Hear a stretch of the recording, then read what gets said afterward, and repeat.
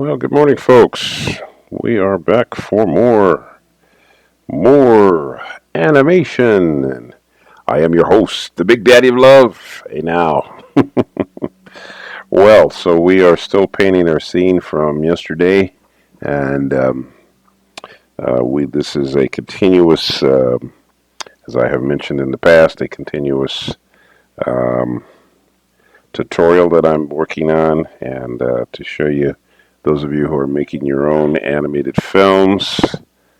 You can use this as a sort of jumping off point if you're in the middle of making a film and you want to see someone who's working on a film and see it in real time. That is what I am doing. I'm using Rough Animator as the program to do my animation in color, and right now we're in the process of coloring the animation. So that's what's going on today. I would encourage you, if you new to what we're doing, go back and watch some of the previous videos and you'll get a clearer explanation of what's going on. Alright, so working on Lenny here. We're going to do the color. I might be able to, I had mentioned yesterday that when you get to a certain place in color, you can actually just sometimes copy paste whole parts of your character in color without having to actually um, you know, do it individually. You can do it collectively. So like, like let's say I got I've got Lenny here in color in the first frame. I could actually grab his whole body and probably copy paste, though generally I would say with color I tend to not do that so much unless characters are kind of in the clear, because a lot of times the characters are not going to be completely in the clear, and by in the clear I mean that they're not going to have other characters around them. When you're doing your animation and you're dealing with the individual lines, the lines around the character, well, that's a little easier situation where you can grab something and copy it. But when you're dealing with color, I think it's a little better to, be a little bit more respectful of the color and the character. You know, I mean, I suppose what you could do is you could go through a scene and you could copy paste color on just one character at a time and then go back and, but see, because I've got all my characters on the same layer, see, that's the reason why I can't do that. If the characters are on separate layers, then it'll be a lot easier to do the copy pasting.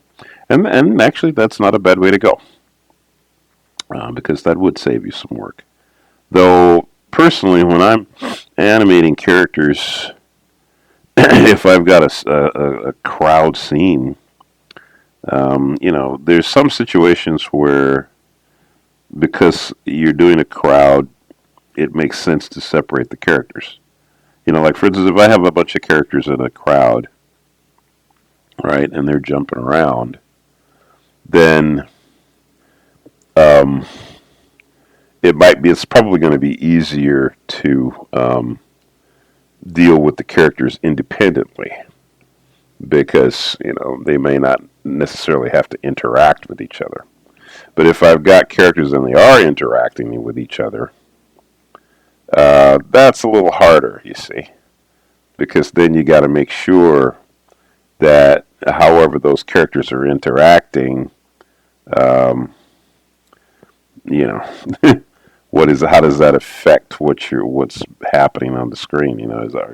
You've got to be careful. Interaction with characters immediately sort of dictates other things have to be taken into account. So that's the reason why it can't always apply in every situation that you can just copy paste everything, because it might not necessarily work very well. So you have to kind of look at it on a case by case basis. Let's see here. So I'm painting Lenny here. So let's see. Shoes. That's going to be, I believe.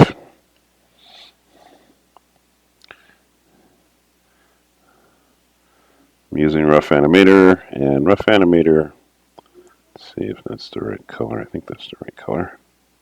Let's see.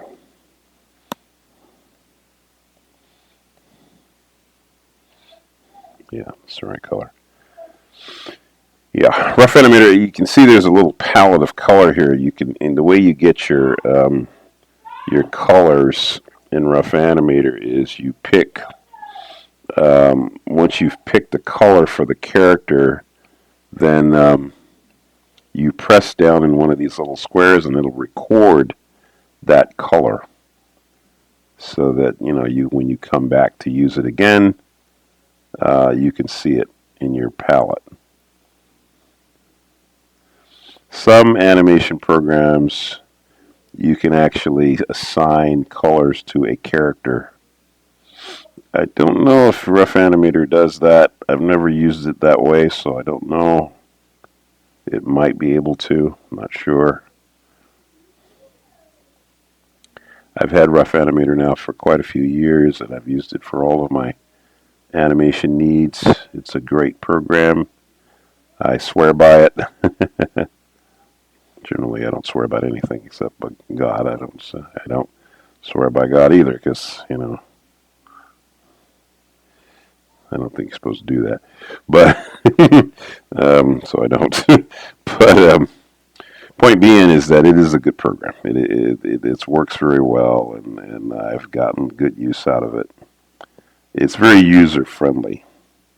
I guess if I was going to say anything about it, I'd say that, because you know all of us are not techie types. I'm not a techie type. I know stuff, but still learning. So let's see. So all right. So we're working on Nora now. Get the lines on Nora, and I have my setting at set underneath the line. So as I make the line, the line is going to work underneath anything in front of it.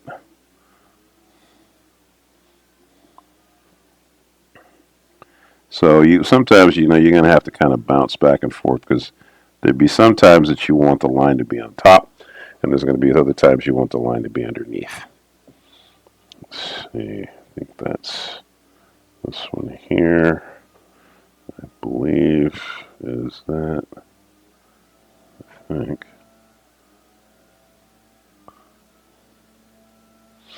Let's see. That's right.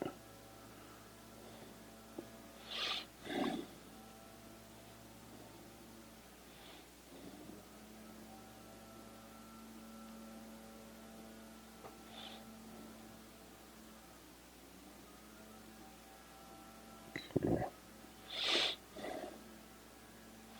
And then the pants.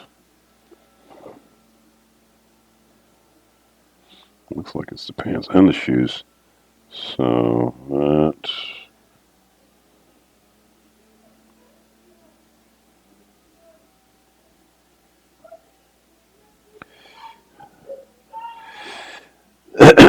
Hmm.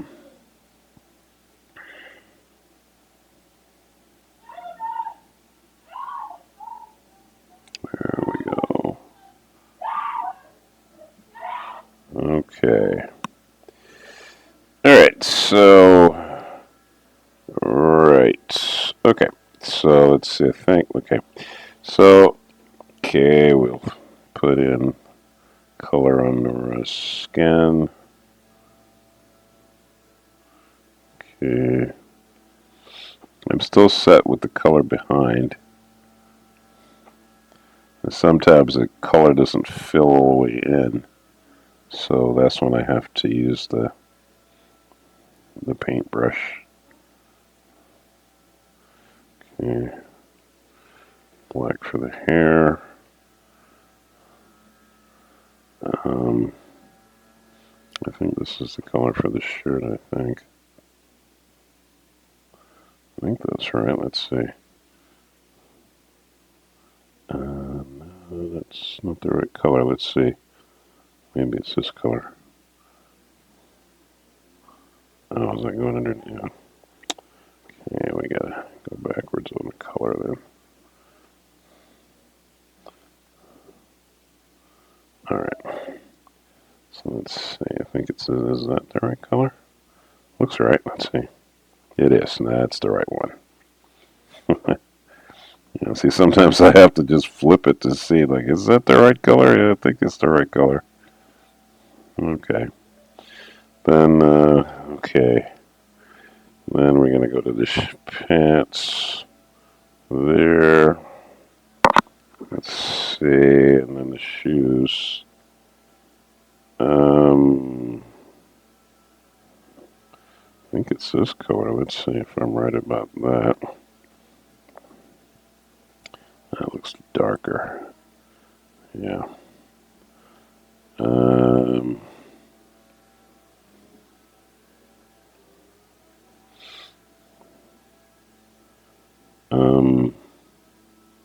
Is it this color?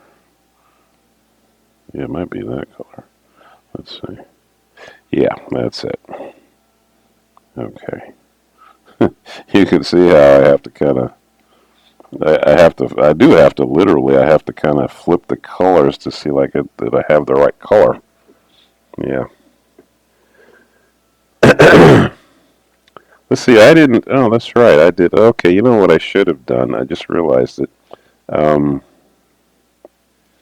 Yeah, you know what, we should be getting Miguel and Jason in here too. There's no reason why I shouldn't be painting them, all of them at the same time.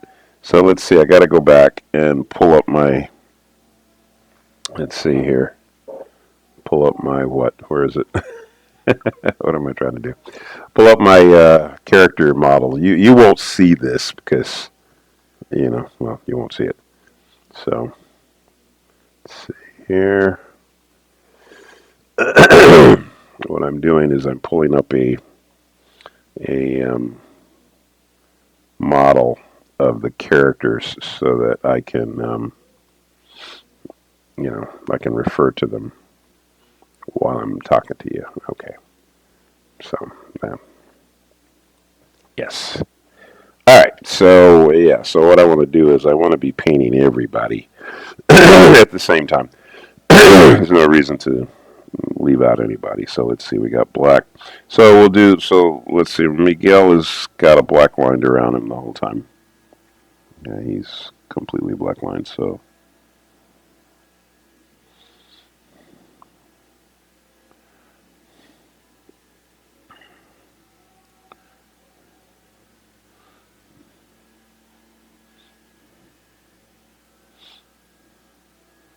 You know, it's easy to put, you know, a black line around your characters all the time. That you know, that's the easiest thing you can do. But the problem with that, in my humble opinion, is that it tends to harden the character. In my mind, it you end up with a kind of a bold line that there isn't any softness to the character, you know.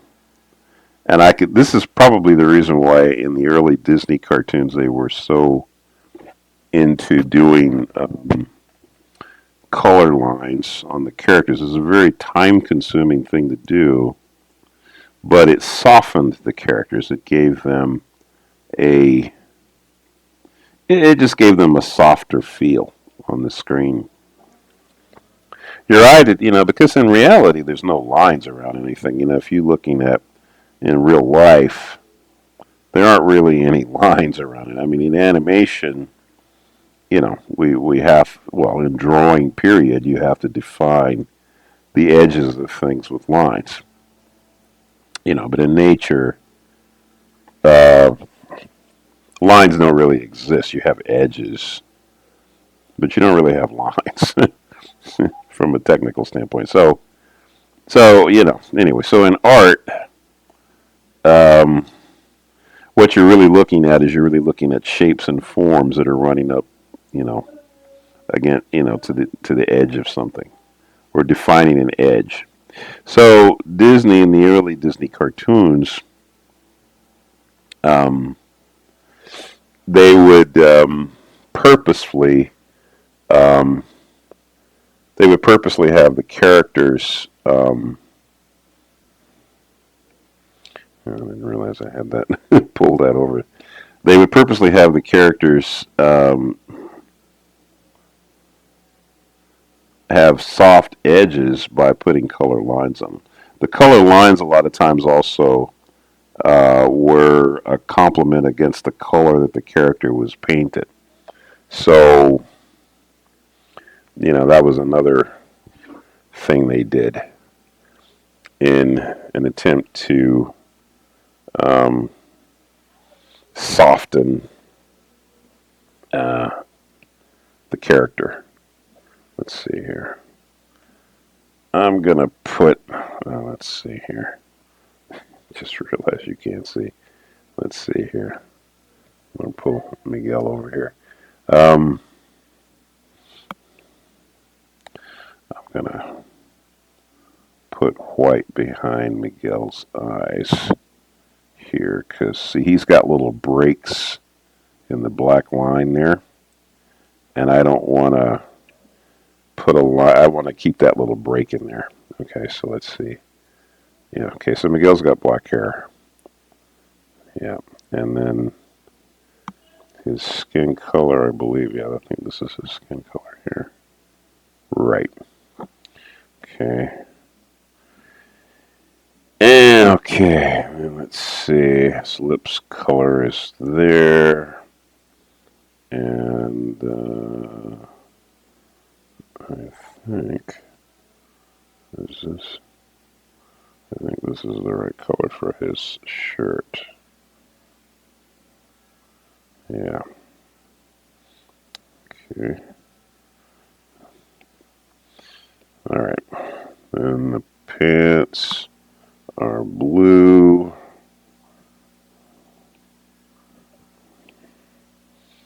Okay. And the shoes, we have a gray color here. Oh, looks like he's got, so I guess he has blue on it. Yeah, okay. Well, we'll go with the blue here. Let's see. All right. Okay. So there we got Miguel. And then we got Jason coming in here. So let's see. Jason's got the light line on his face. Yeah.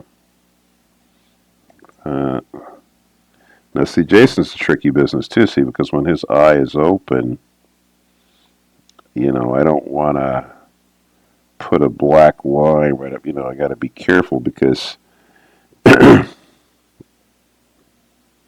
he has black. Yeah, his pupils are black. That's right. But see, I got to be careful with him too, because I don't want, I don't want to put a black line all the way around his eye because it kind of kills the softness of the line, the lines on his face. So you see, I'm picking the line on his face to be a light brown. That way, it doesn't, it keeps the softness in his face because he's white. So the Caucasian skin needs a lighter tone on the, on the skin. Keep that lighter tone. It keeps the quality of the skin color more definitive. There we go. And it looks like I've kept it. No, I've kept it in his hair. Well, that's because he's blonde. Yeah, that's why. So we got to keep that light color in the hair as well. Yeah, it's more work. It's definitely more work um, to do that, but it looks better. Yeah, definitely looks better. Let's see. So like with the eye here on him, I'm gonna put white in here because I didn't feel it. I wanted to kind of keep that to be like a, yeah, I wanted to keep that a break in there. Let's see. Um, hmm. Well, let's see. So bring that down. What have I got? Color on the inside of the mouth, I guess. Okay, it's inside of the mouth, so that's a line there. And all right, well, so I can put the color inside the mouth there. He's got a red shirt. Oh boy, those stripes. The deadly stripes. Oh, well, for those of you who are new to everything here, stripes are not your friend in animation if you're not going to keep track of them. Oh my goodness, stripes can be such a pain in the tuckish. Yeah, because uh, I blame myself on this because yeah, yeah, it's a problem because if you don't keep track of if you've got stripes, then what happens is things start to kind of flicker because you're not keeping track of the stripes, how the stripes are drawn. And so then later on, it becomes real obvious that you didn't keep track of the stripes. All right, so we are putting color on Jason's skin. Let's see his hair. Got the blonde color there. Okay. And then the stripes. The upper part of him has so the stripes. So if you got to realize that once you establish the stripes, you need to keep them consistent, frame to frame. But that's where a lot of times it kind of goes south on you because if you didn't keep track, then yeah, then it's a problem. If you did keep track, then good for you. But if you didn't, oh boy, it's not fun. Let's see. I think we want that. Okay, and what else? Oh, so that and tongue in the mouth there. Okay. All right. So I think we're good. Okay. So we got everybody in there. How are we doing time-wise? Oh, we're at 23 minutes. All right. So we got everybody in the first frame. So I should have done that. And so the second frame I'm going to finish up. But yeah, I'm going to paint everybody at the same time. I think it probably makes a little more sense. Let's pull this up where you can see it. Where is my hand there? 100%. And there we go. So as you can see, everybody's in the frame. All right, there you go. Well, good people, hey, fun. All right, well, look, I'll see you guys tomorrow. Have a great day, enjoyable day. Once again, don't forget to thank God for the talents and gifts that you have. And I will see you tomorrow. And don't forget, Jesus is Lord.